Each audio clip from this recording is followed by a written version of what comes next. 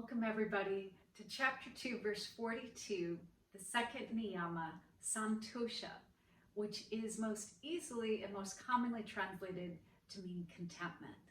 So bring your palms over your heart in Hridaya Mudra, palms open. And just take a big breath in and deep breath out. Again, inhale through your nose, exhale out your mouth. Inhale, peace. Exhale, gratitude.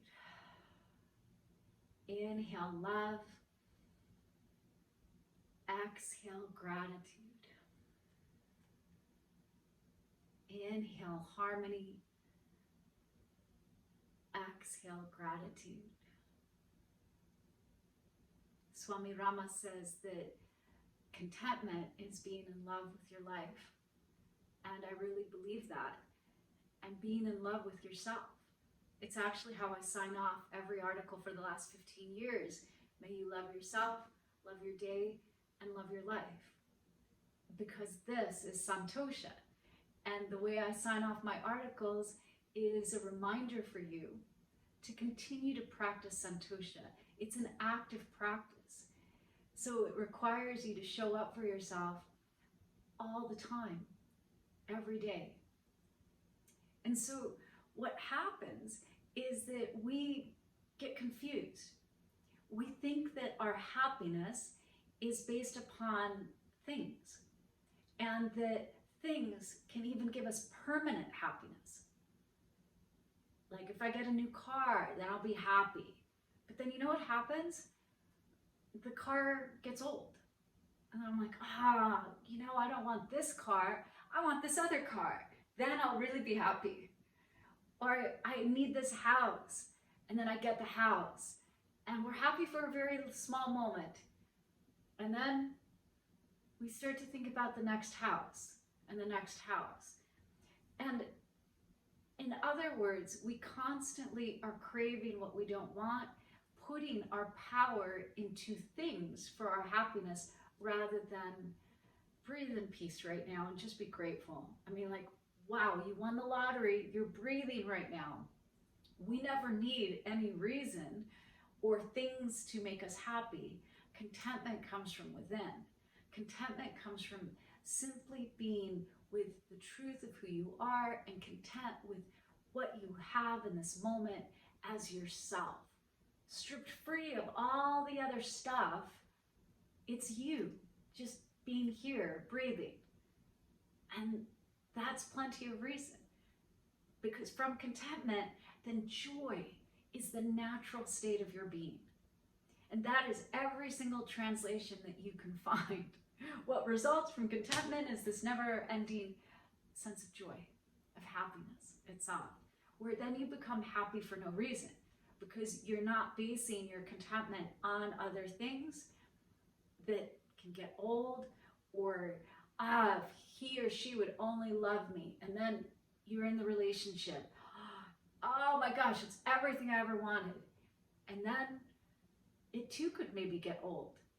Or maybe there's a dissolution of the relationship. Maybe one of you falls out of love with the other person. And now, you've just given all your power away. If they only love me, then I'll be happy. Is just you saying, here, take all the power away from me for my happiness. And you have to stay, and you have to do what I want, and you have to love me the exact same way I want. And if you don't do any of that, then I'm not going to be happy. And then when they don't do that, because we can't control other people's actions, then we think that we're unhappy because of them. And then we start to blame storm. We blame our parents. That's why I'm not happy. Look at what they did or didn't do. We blame that ex-partner. This is what they did, and so that's why I'm not happy right now. We blame the height that you have, the race that you have, the age that you are. Like, all of that can be easily blamed, or society, or what this group of people is doing, or what that group of people is not doing.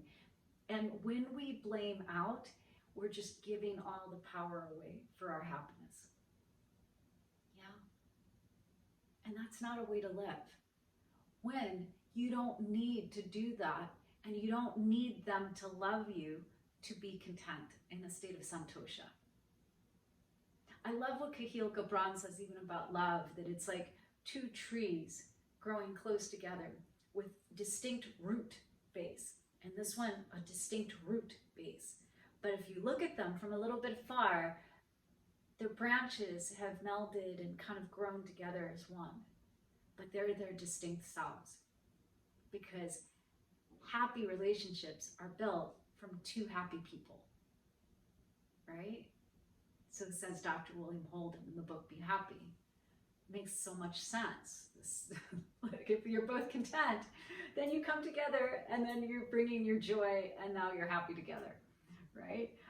But if we always say things like, you will make me happy, or you complete me, that Jerry Maguire sort of sense, then yes, we're giving all our power away to them, which we can't control what people are doing or not doing. And we're always worried about what they're going to do or not do. Please don't leave me. Please don't love somebody else. Please what do you want me to change so that you love me and stay in love with me? And that's a recipe for constant suffering. When our actual true state, the Yoga Sutras say, is joy, right? We just have to look within and recognize that we have contentment right here, right now, right there in your heart center, right? It's always alive right there. And so think of the times with parents, family of origin, siblings, your boss, what they did and what they didn't do, beloveds, of how often we disempower ourselves and literally give away our happiness when you can take it back right now. And simply stop otherizing and stop blaming outwards. You are as happy as you are, and your life is the way it is because of you. Your life is the way it is because of you, not because of anyone else. And your happiness is because of you. Are you content, accepting, and in this state of really being with yourself as you are? Not needing to change 20 things, but just I'm content with who I am on the inside. Because here's the truth. This outside is going to change. That's called aging. You're not going to be the same. A year, 5 years, 10, 20, 30, 40, 50 years. You're going to be different on the outside. And even maybe some of your abilities may be different. Maybe you're running 20 miles a week right now. Maybe there will be a point that you can't run 20 miles a week. So if you base your contentment on what you can do, I'm happy because I can run 20 miles a week. I'm happy because this is my weight. I'm happy because these are my muscles, right? This is what my body looks like. But if it changes, then are you just going to say I can't be happy anymore because my body doesn't look like it did? Or I'm not the same weight? Or my body's just older and I can't run 20 miles anymore? Maybe you run 18 miles instead, but it's not 20. Then what will you do? So everything is impermanent. This is a fundamental teaching of all spiritual practices. And so when you base your happiness on any external factor, anything, relationship, what you look like, what your job is, where you live, what other people will do, all of those are impermanent. Every single one of these can change. And then that feels like turbulence. But the one thing that doesn't change is this deep satisfaction and acceptance of who you are. Finding that deep contentment within. And then no matter the external circumstances, the weight on the scale, what they think of you, you got that promotion, the size of your car, what kind of house you live in, then your life isn't completely thrown off balance. And you could have very little on the outside and be perfectly happy. Or you could have a lot on the outside and stuff, but that doesn't influence your happiness. It doesn't even matter what's on the outside, a tiny home or a palatial estate, because you could be in a palatial estate, and I have a lot of clients like this, and really desperately unhappy. You could have the job titles, you could have the partner, you could have all the toys and the fancy cars and the beautiful clothes and the body and all of that, and be completely depressed, unhappy, and just miserable. And you know people like that too. And then you meet somebody that has a whole lot less and yet is extremely, incredibly happy. Because the difference is not the stuff, the difference is the contentment level of these two individuals is different. And so reference your contentment within and not without. And then all of a sudden, everything just gets sweeter and easier. Because as John Kabat-Zinn says, wherever you go, there you are. You take yourself with you wherever you're going. It's the one constant. So if you get clear on this relationship with self and the contentment that you have with yourself, then wow, everything else and all the relationships around you blossom and bloom, and things are less problematic overall. I can guarantee you that, right? And so think about the times that you have said, what you did took away my happiness. What you did is causing me to be unhappy. Can you make a promise right now to not ever say those types of things again? Because it wasn't their responsibility, your boss, your partner, your kids.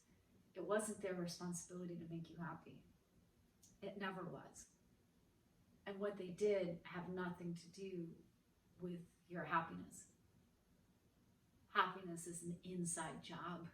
In other words, happiness is an inside job. And I truly hope that you make time to spend time by yourself. That if you're in a relationship and you already have kids, that you still find a way to retreat, that you find a way to just really dedicate, whether it's a little time every day or going away for a week, to just invest in yourself and your relationship with yourself, and peel back the layers and excavate all this other stuff so that you can really get to the very heart of your contentment with yourself. It's like why I've led retreats, is to give people that opportunity to go within and to really recognize that 99% of the problems they have are illusions. The 1% that are real problems can be really remedied if they come back with a heart that's deeply content with themselves. That no matter the outcome of this problematic 1%, they're still going to have this underlying current of contentment and satisfaction with their life. And that's difficult for people to understand, especially those that come from cultures that think of happiness as New Year's Eve and like something big and fancy and extreme, and like it's an engagement, it's a new job, it's like always to the extremes, contrast, when happiness is really, when you're in a state of contentment, you notice the little things. It's the mundane moments, the ordinary happiness of brushing your teeth, of waking up and just feeling the softness of your sheets, of going outside and being under the sun, and just recognizing all these little moments are just reminders of what's happening outside you, but that you have this deep-seated contentment on the inside that helps you to see and observe and be grateful for anything that you have on the outside. stuff and things are not bad. That's not what the sutras are saying. It's just, they're not the cause of your happiness. And that makes a huge difference in how you live your life and how you make your decisions, so that you're not constantly editing and trying to live life, trying to stay one step ahead, right? And you're not prioritizing other people's happiness. It doesn't have to be big and dramatic. Everybody's responsible for their own happiness. And if everybody is just as happy as they are, then the world would never know war any longer, and we would be in a state of peace. Inhaling peace. We would be in a state of gratitude. Inhaling gratitude. We would be in a state of harmony. Inhaling harmony. Inhaling and exhaling peace. Inhaling and exhaling gratitude. Inhaling and exhaling harmony. And that's the world that together we are creating. From my heart to your heart to the heart of the universe, may you love yourself, love your day, and love your life.